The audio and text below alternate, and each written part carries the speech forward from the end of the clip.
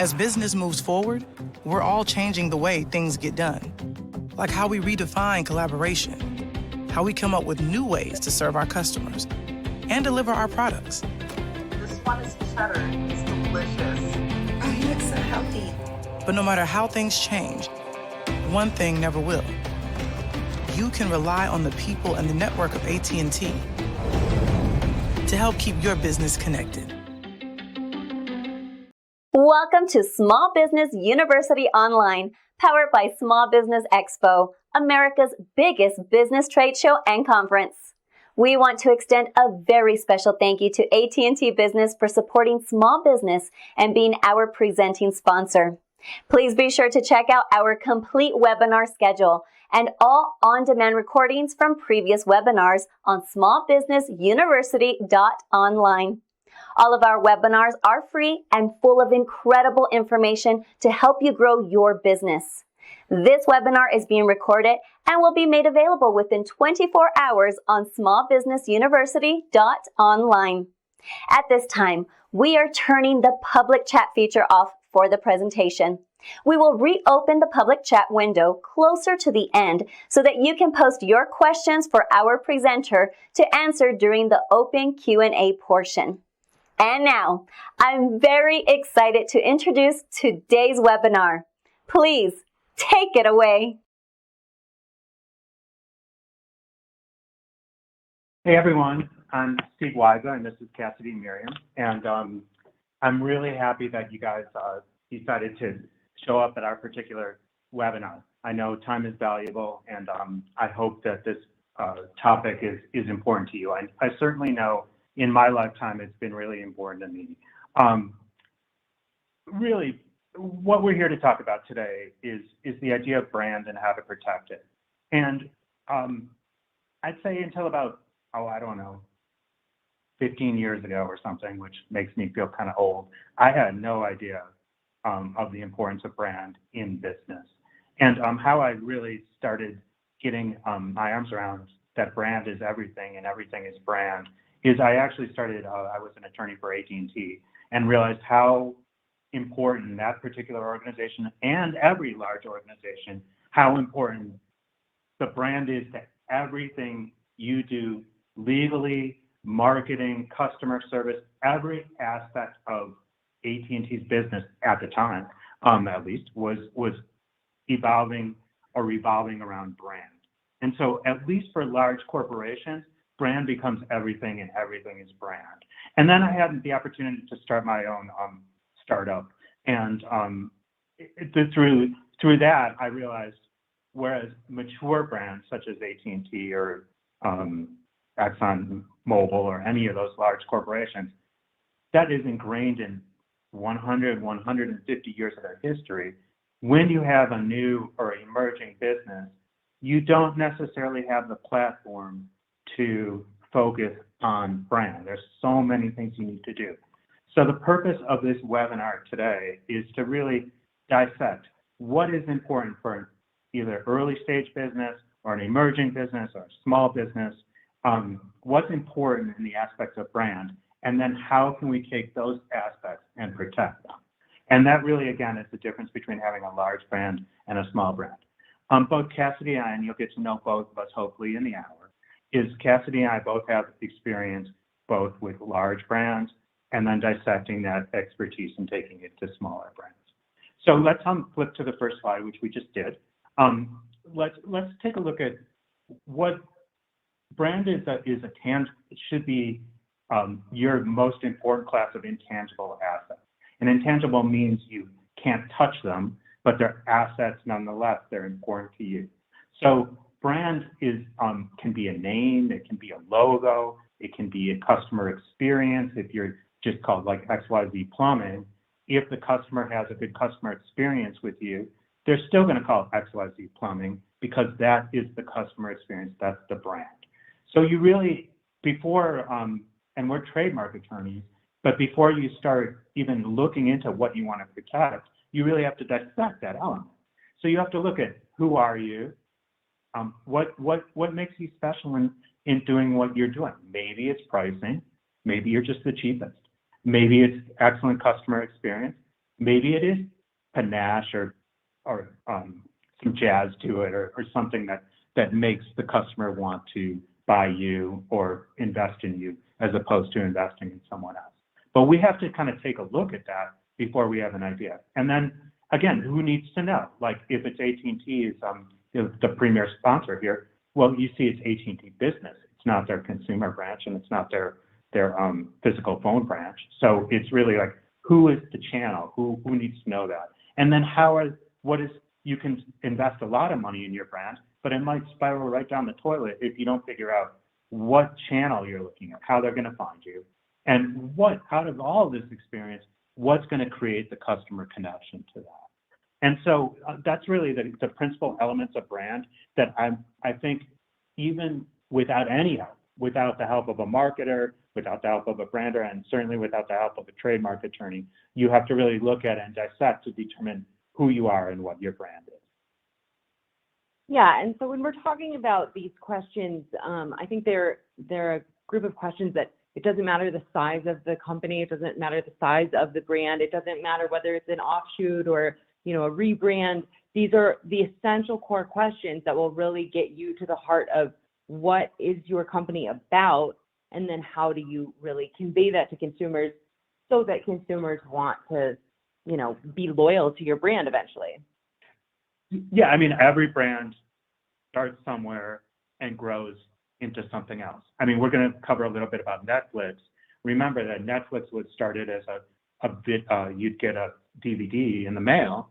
Well, they've completely evolved as a brand, but yet the logo, everything you know about it, is still promising the customer the same kind of thing. So this might be aspirational when you're sitting down and looking at what's your brand, because it might not have happened yet, but that's still elements that we want to look at and protect. Yeah, and I think the fundamental thing is that we want to set any company up for success from the beginning. So it's not that an emerging brand new company with 0 employees except yourself needs to have 1 million trademarks or protected assets, legally protected assets, but they all want to be built upon each other. And so there's a solid foundation that has been laid from the outset. So as you expand into new product categories, into new markets, into new, bigger types of adventures, there's a consistency. And, brands are all about consumer recognition and customer support and loyalty. So, you have to start with these questions and answer them well, so that way you don't get down the road 3 years from now and decide, well, we don't really love that look and feel and direction and vibe that we're going for, and have to basically start from scratch with building that consumer recognition. Yeah, and I would just suggest that sometimes including in answering these questions or even protecting the brand, like Cassie said, we do not need a plethora of trademarks. Less is more. And same with when you're thinking out your brand. We just want to find out, don't be intimidated by the process, because it's just a matter of just determining what is your distinguisher, what is just put your line in the sand somewhere to make that determination. Otherwise, you're going to be in the world of generic. Yeah. So when we're talking about brand, and we touched on this a little bit, but the 3 primary functions of a brand, and I'm sure most of you are familiar with this, but it's good to just lay them out in clear terms. So the 3 primary functions are identification, reassurance, and connection. So the first thing that a brand, and we'll talk more specifically about trademarks later, but oftentimes those terms are very interconnected. But the point of a brand is to identify with consumers so that consumers can find you in on the shelves, or as they're driving down the street, or wherever you exist in the marketplace. We want consumers to be able to immediately see you, recognize you, and be able to choose you again. The second aspect of that is, once you have that consumer recognition, or as you develop that consumer recognition, part of why customers will come back is a reassurance that every time they buy from you, every time they buy your product or use your services, they can expect the same level of quality, the same type of service. It's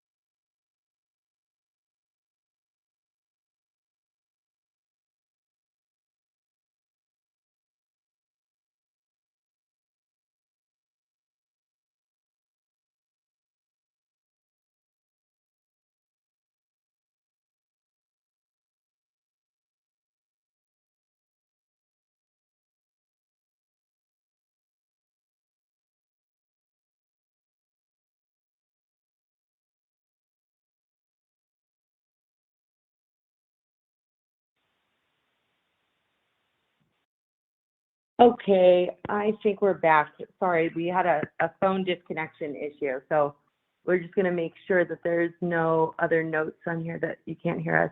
It looks like you can hear us fine now. Sorry about that. All right, moving on.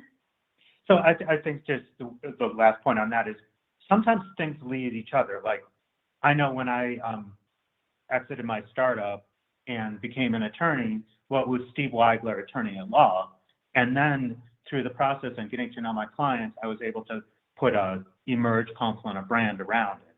So it sometimes doesn't go so linearly. Go ahead. Absolutely. So the things that help us to do these three things, the identification, reassurance, and consumer connection, are a few different things. First, we want a consistent message, look, feel, the sort of overall portrayal of your company, whether it's more modern and clean lines, whether it's more rustic and shabby chic looking. You want everything within your brand, including, your websites, your fonts, your marketing materials, all to have a similar look and feel. They don't have to be the same, but you want a thread of consistency throughout, which will help to build that identification and reassurance. And I think if you look at what trademark attorneys do, if you could go to the next slide, is the first thing we're going to do is you have to, and first you have to look at trademarks. What trademarks do is protect brand. And so trademark is a form of brand, is just a method to protect brands. And what trademark attorneys are good at least the ones that are good at this, is they have an understanding of what elements of your business and what elements of your customer experience need protection. And so in that respect, you have to look at them kind of like as a co-equal partner in protecting and building your brand. And so if we looked at a portfolio, like if you could just go back to the slide before, if we looked at a portfolio such as the Shell portfolio, we would be looking for, one or two in that slide, one or two elements of that potentially the logo is huge and the name Shell is huge. But we don't need to necessarily protect all of that, what we're looking at, but we're going to kind of take a look at that and figure out the elements that, and now if you could slide to the slide after it, we're going to take a look at the elements that protect the business so that what trademarks do is protect against anyone using that particular logo, that particular name, that particular element, which can sometimes be a sound. Think about NBC when you watch Saturday Night Live, how they go do, do, do, or HBO, the sound. Static. Yeah, the static, which is famous. Like that is a cool brand. But all those elements are things that attorneys are looking at and saying, can we protect this? And if you guys as consumers can close your eyes and we did that static thing of HBO, right away, that's HBO. You'd see the Shell sign, you'd say, that's Shell. So we're looking for what elements of your brand can we use. From the trademark office or the legal side, the reason they have trademarks is they want to protect consumers from confusion. So if you put up a gas station right across from a Shell and you put up a Shell sign, well, that would say that gas from Shell, I think they advertise that it's better gas than, a mom and pop gas station. But the legal side, they want to protect consumers. They also, businesses want to protect their loyalty and reputation. And the cool thing about trademarks is everyone pretty much at least has a blank slate of, if they're the first to file and they build up that brand and they're the first to use that mark, they get priority. It doesn't matter necessarily, of course, there's always shades of gray in the law, if you've ever worked with an attorney. But there's always, they get the equal amount of priority than say a large brand that, like if Nabisco or who makes Oreos decided to roll out the cookie that you've been making for 15 years. You still get that priority over Nabisco. And that's really cool from an equity standpoint in brands. And one important thing to mention there is that when we're talking about trademarks, they serve as source identifiers to consumers, but when we're registering trademarks Generally, we just register them federally with the United States the United States Trademark Office. And when we are looking at those, you will register the mark, so whether it's a word or a symbol, design, whatever, but you'll register in connection with certain goods or services. So that's how you can basically carve out your protectability of that name or that trademark within a particular area, but it doesn't exclude all others from using it no matter what. That's how you can have Delta for faucets and Delta for airplanes, or Dove for chocolate and Dove for bar soap. There's no risk that consumers look at those two products and think, oh, they must come from the same manufacturer. They're different enough that there's not that confusion. So when you're thinking about trademark rights, you have to always think about them in connection with how they're used, what goods or services they're used in connection with. And then, that's how you can very much, like Steve said, kind of carve out your rights from the date you start using the mark or file it. There's some differences between those two regimes for protection, but you really can keep others away from moving into your lane for similar goods with a similar mark. So what we did on this slide is we kind of put together some brands that are famous. And of course, famous brands get more protection under trademark law, but and partially it's because they're so identifiable. But on this slide, I was kind of looking at before the presentation, and if you think of the connotation of Ford, you pretty much think tough, trucks, American built, legacy, the first car built. All those things are connotations that you get from just looking at that one word. Mm-hmm. And that just shows the power of the Ford brand. Now, you might also think, well, I'm more of a BMW driver, and I would never drive a Ford, but that's okay. They know who their audience is, right? And they know how to explain it, and they're not going to try, or they haven't tried with great success to replicate a BMW. So, and then the same thing we covered. Now let's look at the logos. Again, you're driving down the street, you see that Shell sign. You don't have to see the word Shell. You don't have to see the words anything. But if you see that gas station and you see the price is equal, and you see some beat up gas station across the street, well, you know that there's a quality indicator just from that symbol. If you walk into, and going further, like if you walk into a Westin hotel, there's a certain scent. Yeah, that smell, all right, well, I'm in a Westin, and it's a certain smell. It might not be for everyone, but it certainly identifies I'm in a Westin, and that smell is actually trademarked. And then the last is slogan or logo. Built for Tough is a really, like, everyone knows that one. The See What's Next in Netflix, that's just a clever logo. I think that is super protectable. But now, if you look at an early stage business, you might not want to protect the Shell logo, because no one necessarily might know your logo, or your logo might be evolving. Like it might be just your first logo and you don't know because you haven't had enough customer experience with that logo, or it might be you do market studies and you realize it's misdescriptive or it's too descriptive. So we're really, as trademark attorneys, if you work with one, we're really kind of looking for the essence of an early stage or a small brand, and figuring out what is essential to protect, and the rest we can always build on. Yeah. And so that's really our approach to our clients. Yeah, and sometimes things need just market testing as you're using them and see what people are receptive to. And so, you want to be aggressive enough that you're protecting what needs to be protected and really being, ahead of the game. But at the same time, if a brand new company comes to us and says, oh, we use these, 10 different marks, so it's, a house mark and a logo and a slogan and all this stuff, we want to protect it all.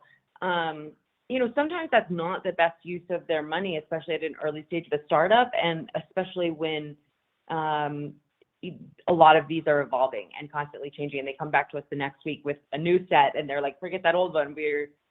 That's when we say, all right, let's pump the brakes and figure out what is essential, what's probably not changing at least if it's in your control, and let's go for protecting that first, and then kind of have an order of priorities. And it should be an evolving process. Protecting your brand is not a one and done. Now we've registered our trademarks, we're done. There's, a lot of thought that needs to go into it in conjunction with your business planning team, your marketing team, and every kind of consumer-facing corporate business side of things. And then, that should be an evolution with your legal team to figure out what and when to protect. So, and that kind of brings us to a little bit about kind of what I saw out there and what my mission is. So first, it's really difficult to work with counsel that doesn't know you or your business. And so our initial mission, or still is our mission, is we invest our own time and money, meaning we're not charging our clients for this, to get to know our clients and their business. If we don't get to know the clients and the business, or they think like there's a stopwatch on and that we're billing per minute to understand what the play is and what the brand is, well, that is already a bad start. And so it's not easy sometimes because time is money for attorneys, but we take time and we offer free consults, just even if it's just to understand the business aspects and the brand. The process on Trademark is relatively easy and really complex all at the same time. And so the steps, we've taken some time to map out kind of what the steps are. First, you have to, again, understand the brand and business and understand and have a relationship with the attorney.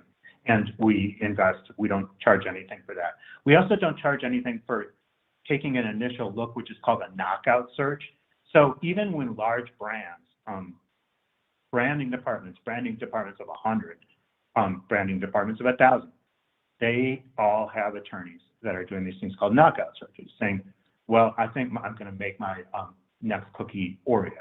Well, I mean, that's one is obvious, but you have a lot of them aren't, and you need someone to take a look at that brand before you start growing and calling a cookie Oreo, that you have to look and say, oh my God, their Oreo has been taken. It's been taken by Nabisco or whoever owns it now for 100 years.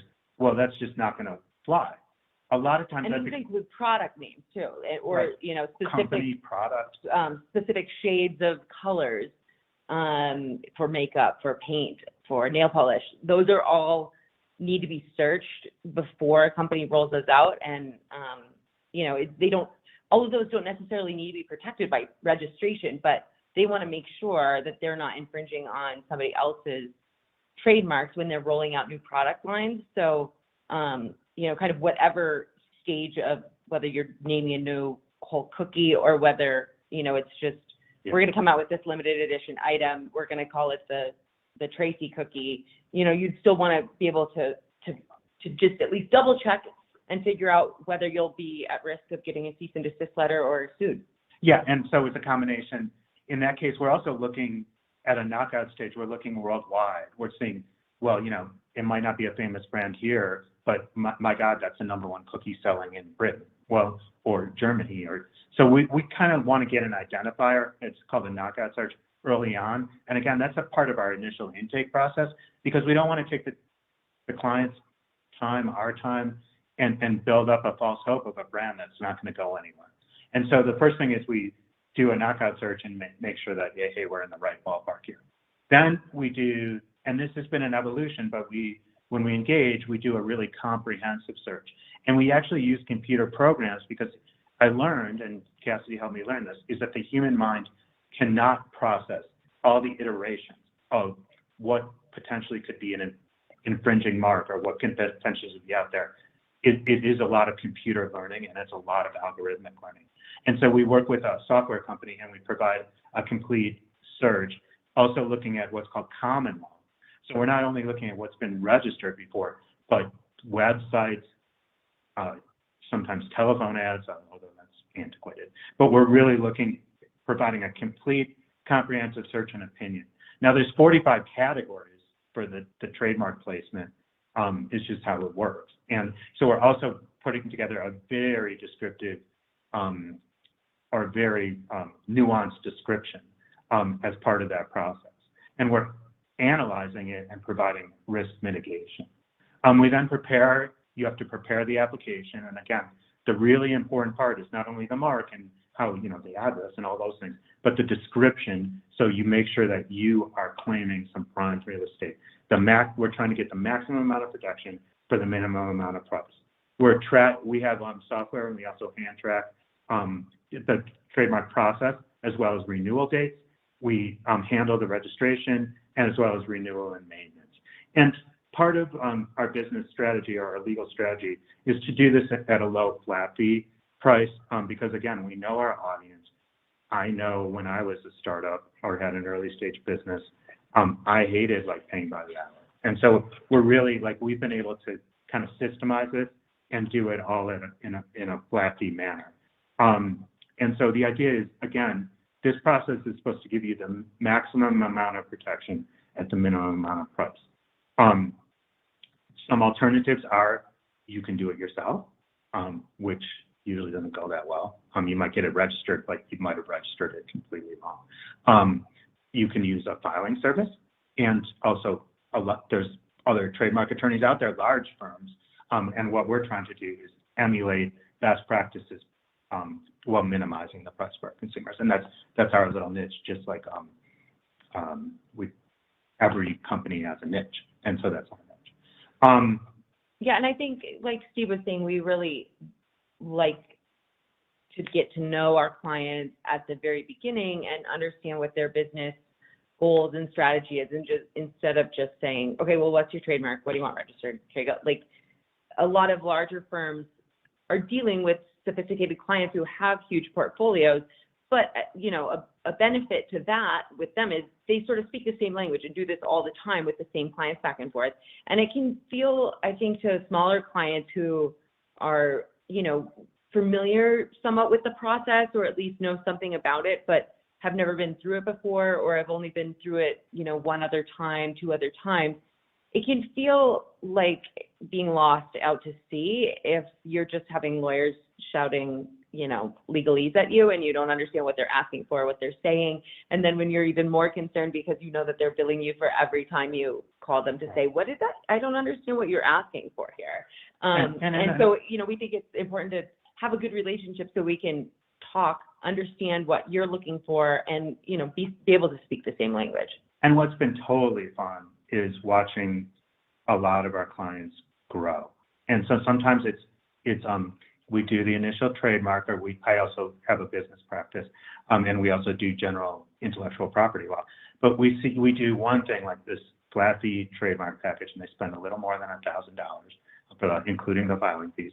And then I don't hear from them for a year, which is fine, great. And then all of a sudden they got a major contract or something, and just watching the evolution of businesses is super great, and it's made our lives super fulfilling professionally.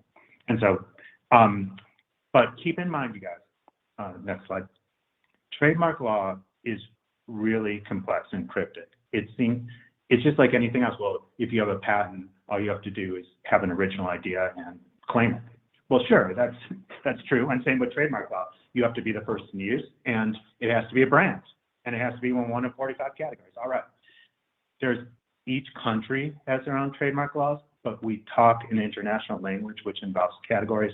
If you describe it wrong, you could get it canceled. You could start a business, think you have it right for 10 years. Next thing you know, you realize somebody challenges you and you realize you filed it wrong. You could be infringing on someone else's mark. As we went through, there's elements of every, like the Dove.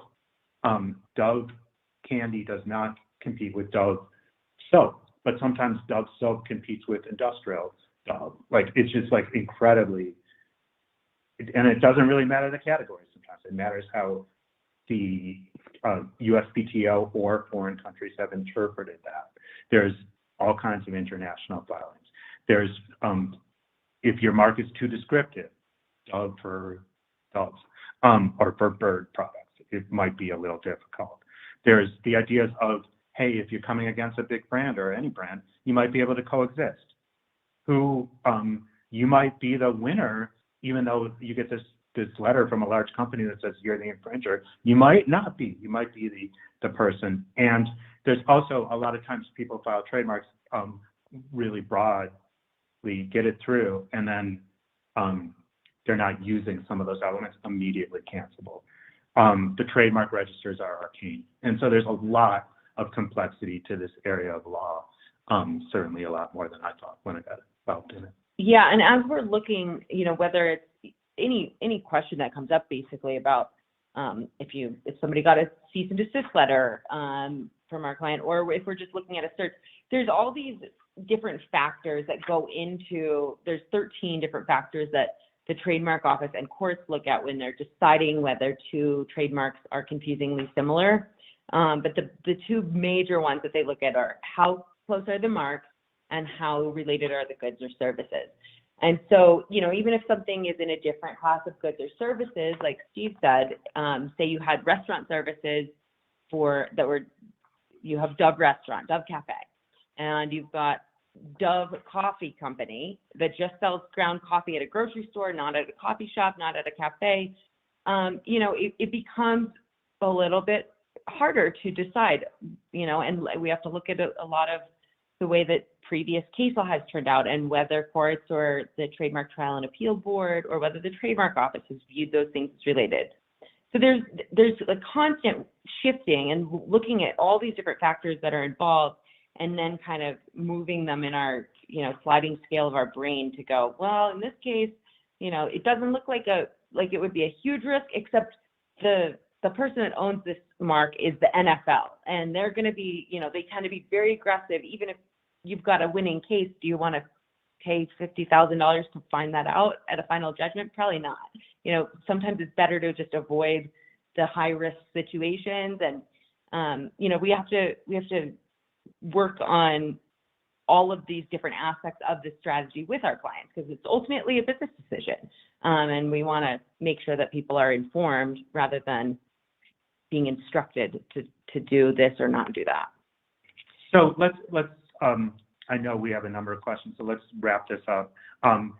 Again, we're trying to integrate the concept of that almost every business out there has a brand. If it's B2B, meaning business to business, business to consumer, business to government, it doesn't matter, you have a brand. And so what do you want that brand to say? And strategically create a strategy, and it might be on the back of a notebook strategy, and then let's sit down and figure out how to protect those elements. Brands always evolve, and our clients always evolve too. And so we went through kind of the basic questions of determining what your brand is. And I think for a lot of you probably can answer those questions pretty quickly. I know Cassidy and I can for our own brand. But then sitting down and figuring out, are those elements protected? Are they protectable? What protection? The best revenue we make has nothing to do, meaning the most amount of revenue we make, has nothing to do with protection. It has to do with when people don't protect. That can be a very, very expensive and challenging endeavor. That's why it's expensive. It takes us a lot of hours when we deal with infringement, and sometimes we have cases in federal court where we're defending against someone that poorly filed a trademark. And so we want to provide the most adequate protection at the lowest possible price point. And you always, and this is what attorneys do, and also everyone should do this, business owners and branders, is what is your risk analysis? Like, are you a huge risk taker, or is it a fly by night and you just want, like, for example, a wholesale mask company, and once the vaccine rolls out and you have a short shelf life, well, that's a different brand protection strategy than one where you're like, I see this as a unicorn or a quick riser or a service company, and then looking at it like, is this a local brand? Like, I only plan to sell to people in North Carolina. I live in Durham, or is it something that you see growing? those are all the kinds of determinations you have to make. But honestly, it's a relatively simple process when it comes to that. So I think at this point, we'll open it up to some questions that the audience might have. Let's see here. To the question.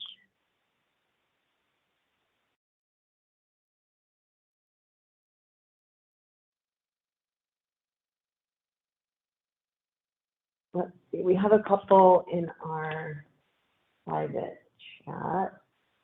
Let's see. Okay, question. Do I need a trademark in each country, or are there international and regional trademarks? So that's a great question and comes up a lot. And I think we kind of touched on it throughout the presentation, but for the most part, trademark rights, like all intellectual property rights, are jurisdictional. So it's protected on a country-by-country basis, although there are a few trademark offices in the world where there's a collection of countries that are members. So there is an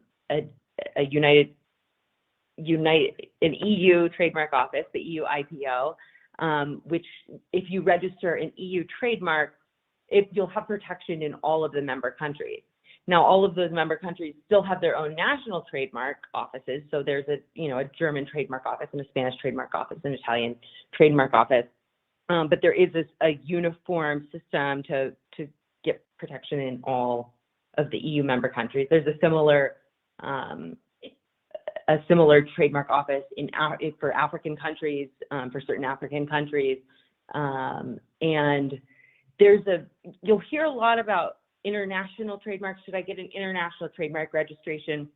That's kind of a misnomer. There's a system called the Madrid filing system, which is a localized system where you can file an application in your home country. So if you're from the US, you can file an application with the USPTO, and then you can apply for a Madrid application, which is you get an international registration number. But when you do that, you have to designate all the countries where you want to protect that mark.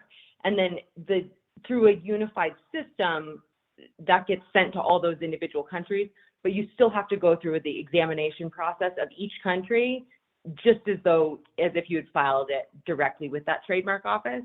There's certainly benefits to doing it, and it can be more cost effective in certain circumstances, and it can be, kind of an easier, streamlined way to make sure that your whole portfolio is together. But just because you have an international registration number, that doesn't mean you have protection anywhere. So part of the thing we're doing is, again, when we're analyzing your trademark, is we have relationships all over the world, and that's been, frankly, one of the really fun parts about this organization is really, I'd say a growing number of our clients are international, and we have relationships in China, we have relationships in the EU, basically in every country now, or every country that seems major.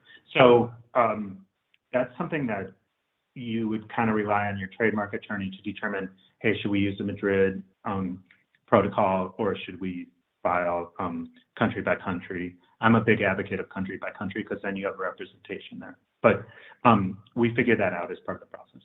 Yeah, and your U.S. attorneys, if you're a U.S. client, U.S. attorneys have these relationships with foreign associates, and luckily the substantive trademark law itself, and a lot of the classification, the NICE classification system where it categorizes certain goods and services, those are pretty uniform between countries. So it's a pretty streamlined process when trademark lawyers are working with foreign trademark lawyers.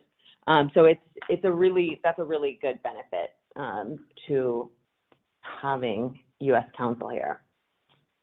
Okay. Question, let's see. How do you know when you are at the point where you should be registering your trademark? I'd say you should register early. You should make this determination.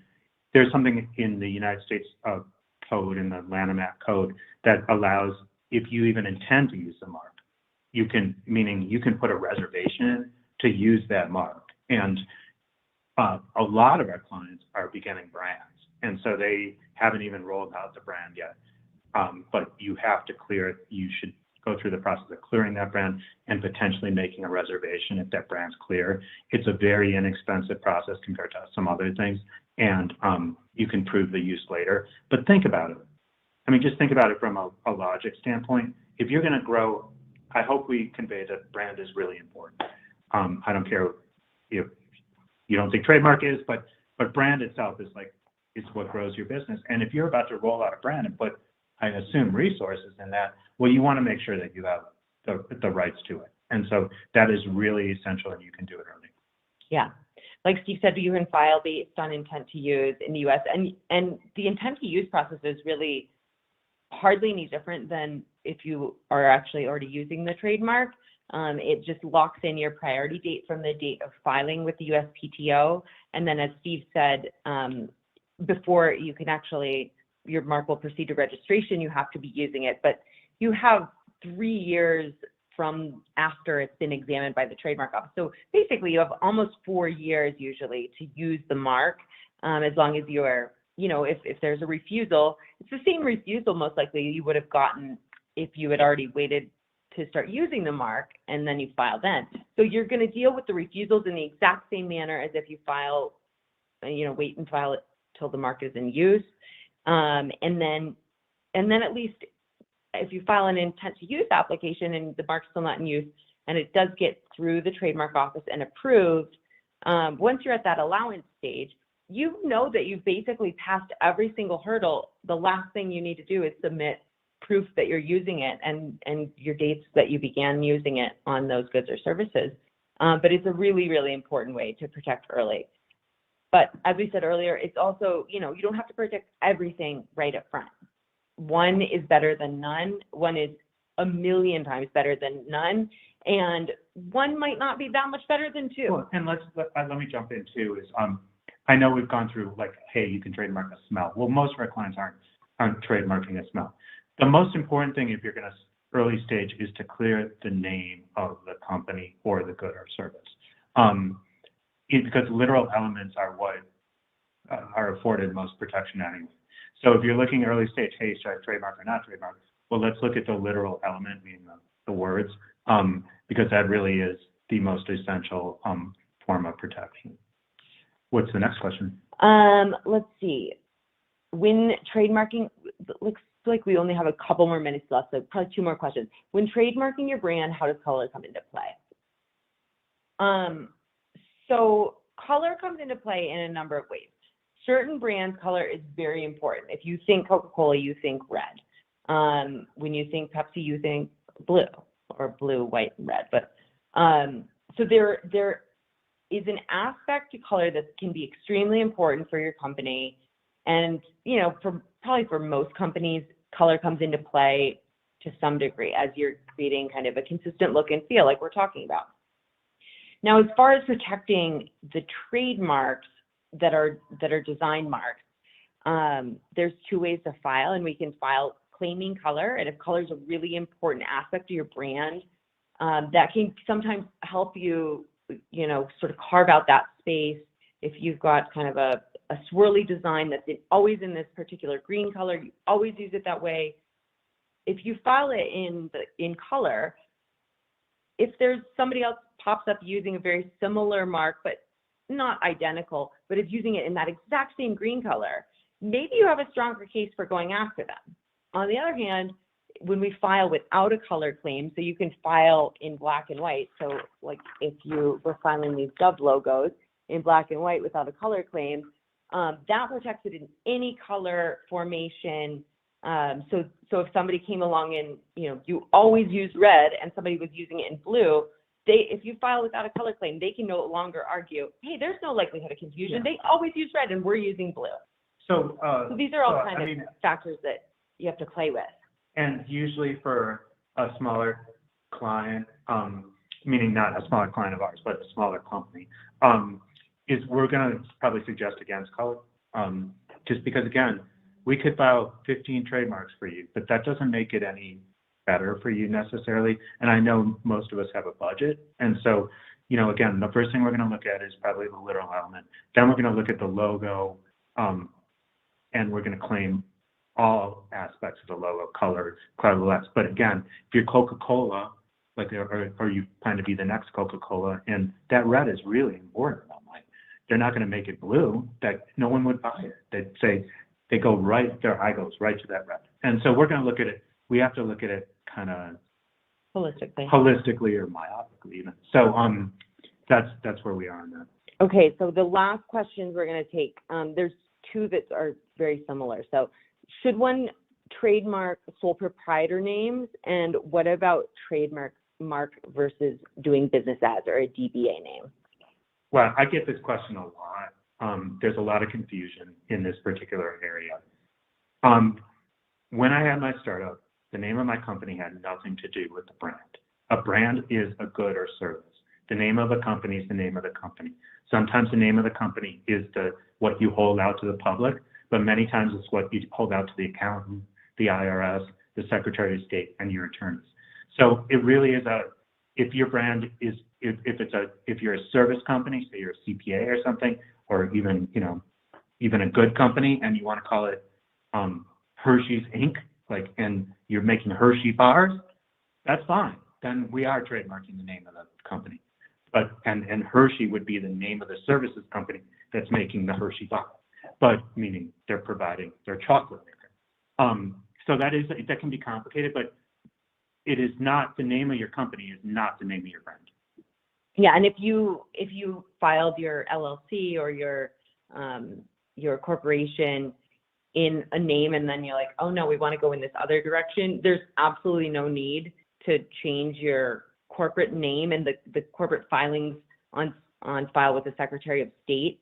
You can, and it's certainly not that hard to do so, but the name that is the owner name of your trademark does not have to be connected. And that brings up, I know we're running out of time, but that brings up, first, if you're playing with that idea, just call me, because it can be a little complicated. But your brand is something that you could sell. You can sell the name of your good or service, and we handle those types of transactions many times. However, sometimes you don't want to sell your company, you just want to sell the brand many times, because you're growing the brand. They don't want the other assets of your company, they just want the brand. So it's a good idea to keep those names separate many times, because you have to unwind. And so again, that's why we exist. I realize I don't love talking to attorneys either sometimes, but that's why we exist, to answer those types of questions. Again, I think we've run out of time, but we offer a free initial consult. Even if you don't have anything to consult and you just want to talk about your business, we are here to help. We have the contact slide next, and we're always around to help our clients or potential clients. Yeah, and I think as Lynn put in the chat, we also have a booth here, so you're welcome to visit it and find our contact information there, and we look forward. On our website also, we have a lot of free resources. We have, if you're like, well, what is a trademark again compared to a patent? We have ebooks, or you can just reach out and call us. Thanks so much, everyone. It was nice hanging out. Happy branding. Take care.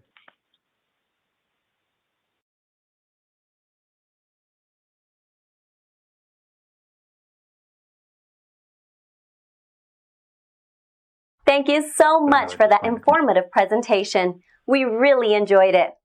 As a reminder, this webinar was recorded and will be available on demand within 24 hours on smallbusinessuniversity.online.